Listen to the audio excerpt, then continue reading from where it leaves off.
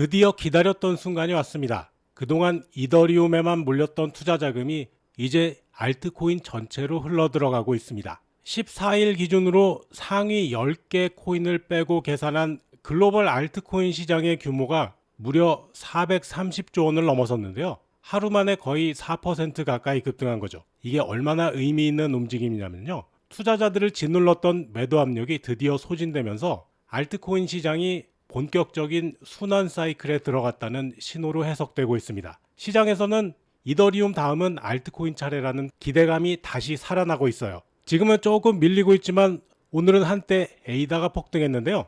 우리 소통방 회원님들은 저처럼 에이다부터 XRP랑 오르는 종목들은 진작부터 싹 다 사놓고 지켜보고 있었죠. 다들 이렇게 같이 돈 좀 벌게 소통방 가입 좀 해주세요. 영상의 하단이나 댓글 다른 데 보시면요. 소통방 가입하실 수 있는 링크가 있습니다. 자, 어제 이더리움 더 많이 오르라고 댓글에 화이팅이라고 한 번씩 적어달라고 말씀드렸었고요. 화이팅 적어주신 분들이 계셔서 진짜로 이렇게 이더리움 고점에서 잘 버텨줬죠. 오늘도 남은 시간 다시 한번 힘내라고 장대 양봉 이렇게 한번 뽑아달라고 화이팅이라고 댓글 남겨주시면 힘낼 것 같습니다. 그리고 댓글 적는 김에 구독과 좋아요도 한 번씩 눌러주시면 저도 더 힘내서 좋은 영상으로 보답하겠습니다. 현재 알트코인 시장의 위치를 보면 흥미로운 점들이 보입니다. 지금 알트코인의 시가총액이 2021년 말 최고점이었던 4,900억 달러보다 약 35% 낮은 수준에 머물고 있는데요. 하지만 바닥에서 올라온 거리를 보면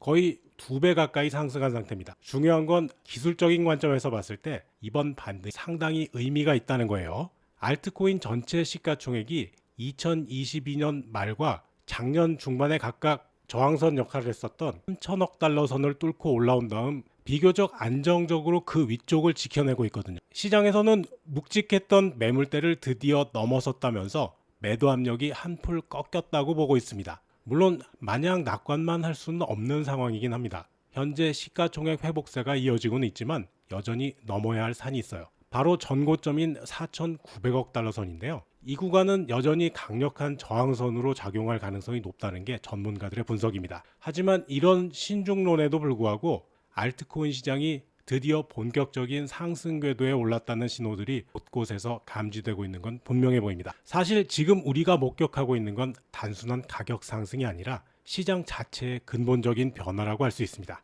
2020년 이후 연금, 헤지펀드 같은 기관 투자자들과 스트래티지, 테슬라, 스퀘어 같은 기업들이 비트코인을 자신들의 대차 대조표에 올리기 시작했어요. 그리고 지난해부터 올해까지는 비트코인과 이더리움 현물 ETF와 이더리움 스테이킹, 기업용 레이어 2 솔루션들이 줄줄이 출시되면서 기관 자금이 이더리움 생태계까지 본격적으로 확장되고 있죠. 이게 의미하는 바가 뭐냐면요. 코인 시장이 과거에 개인 투자자들이 주도했던 변동성 높은 테마 시장에서 이제는 글로벌 거시자산 배분 포트폴리오 안으로 완전히 편입되는 단계에 들어섰다는 거죠. 그런데 여기서 놓치지 말아야 할 점은요. 바로 암호화폐 시장의 성장 여력이 얼마나 엄청난지에 대한 부분입니다. 8월 기준으로 금 시가총액이 15조 달러로 글로벌 금융자산의 3%를 차지하고 있고 글로벌 주식은 110조 달러로 22%, 채권은 135조 달러로 27%를 차지하고 있거든요. 그런데 암호화폐 시장 전체가 고작 2조 3천억 달러로 0.5%밖에 안 되는 상황이에요.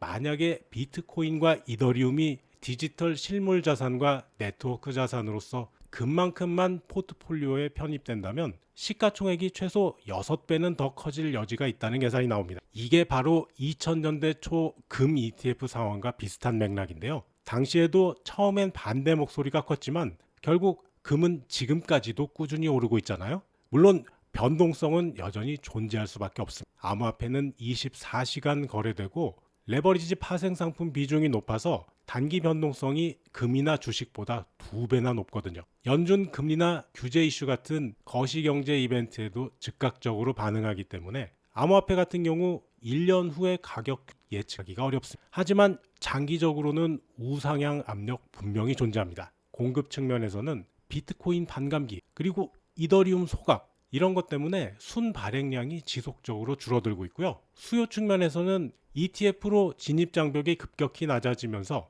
은행과 자문사들의 규제 범위 내 투자가 확대되고 있죠. 결국 5년 정도 장기적인 측면에서 보면 공급보다 빨리 늘어나는 수요 때문에 완만한 우상향이 가장 합리적이라고 생각됩니다. 이제는 이전 사이클의 틀로만 판단하다가는 더 큰 흐름을 놓칠 수 있는 시점이에요. 그리고 현재 미국 트럼프 행정부의 정책 변화도 굉장히 도움이 되는 부분이죠. 미국 금융 인프라 자체가 암호화폐 친화적으로 완전히 바뀌고 있는 상황입니다. 이건 2004년 금 ETF 출시 이후와 비슷한 구조적 수요 증가로 이어질 가능성이 높아 보입니다. 거시경제 환경도 암호화폐 우호적으로 돌아가고 있습니다. 연준이 최근까지 6차례 연속 금리를 동결했는데 오는 9월에 금리를 인하할 가능성이 높은 상황이거든요. 트럼프 대통령도 공개적으로 1%포인트 인하를 압박하고 있는 상황이고, 금리가 내려가면 실질 수익률이 떨어지면서 금이나 비트코인 같은 대안자산의 상대적 매력이 높아지는 당연한 수순입니다. 다만 트럼프의 일괄 관세 정책으로 인한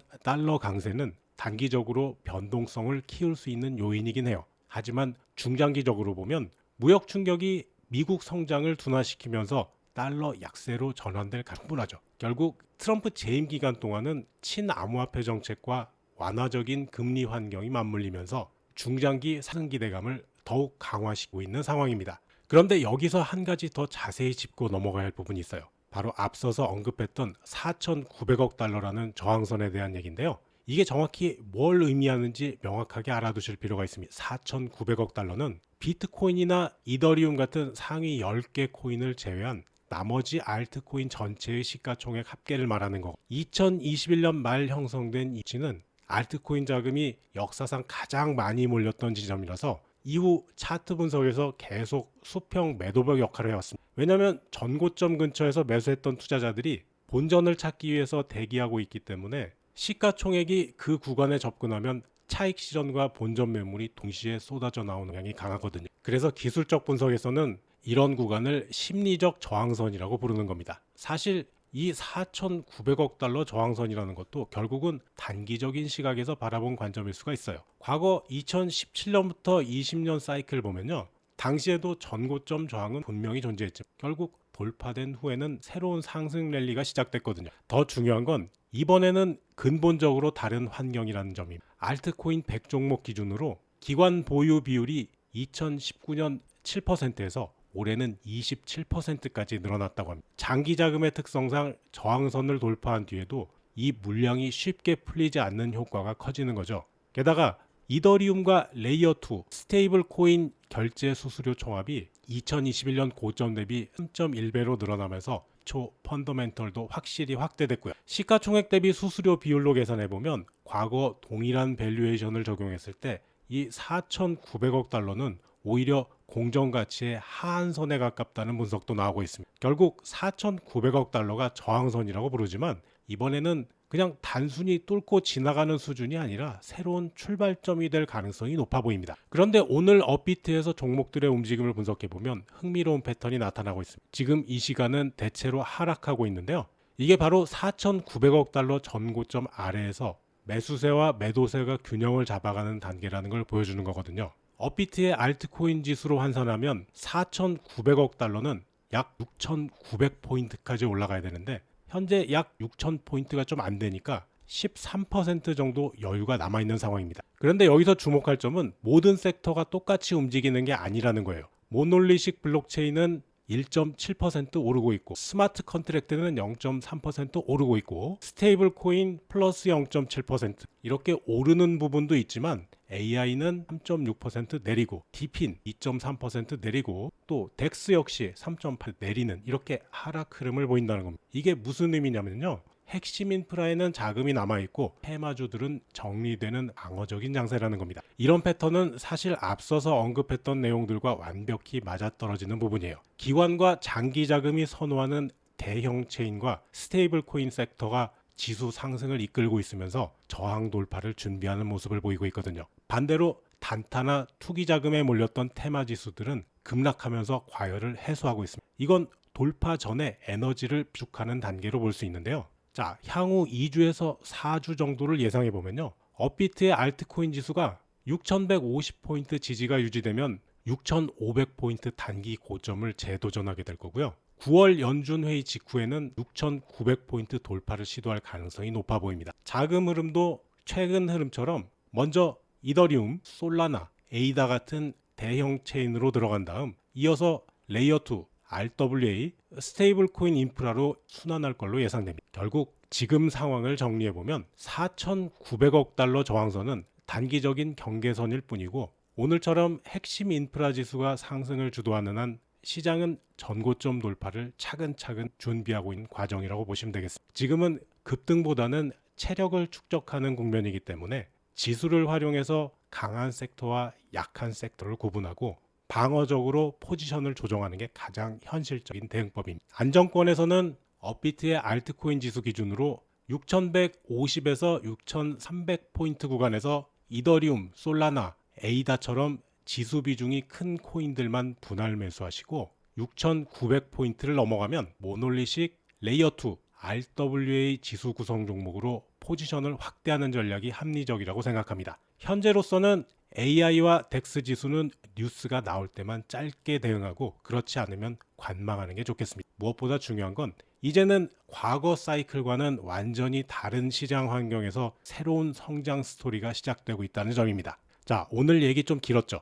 이런 깊은 얘기는 서브 채널에서 전해드릴 수밖에 없습니다. 실질적으로 수익을 원하시는 분들, 그리고 더 알찬 정보나 개인적인 소통을 원하시는 소통방에서 얘기 나누도록 하겠습니다. 여러분들이 어렵게 생각하시는 것도 같이 얘기해보면 간단하게 해결할 수 있는 것도 많더라고요. 소통방에 가입하실 분들은 영상 하단 설명에 있는 수익남과 함께 부자되기 링크 누르시고요. 그러면 나오는 이 양식에서 맨 위에 실시간 소통방 입장 체크해 주시고 맨 아래쪽에 연락받으실 핸드폰 번호 남겨주시면 됩니다. 오늘 영상은 여기까지입니다. 시청해 주셔서 감사하고요. 제 영상이 도움되셨다면 구독, 좋아요, 영상 알림 설정 꼭 눌러주세요. 여러분과 평생 함께 하겠습니다.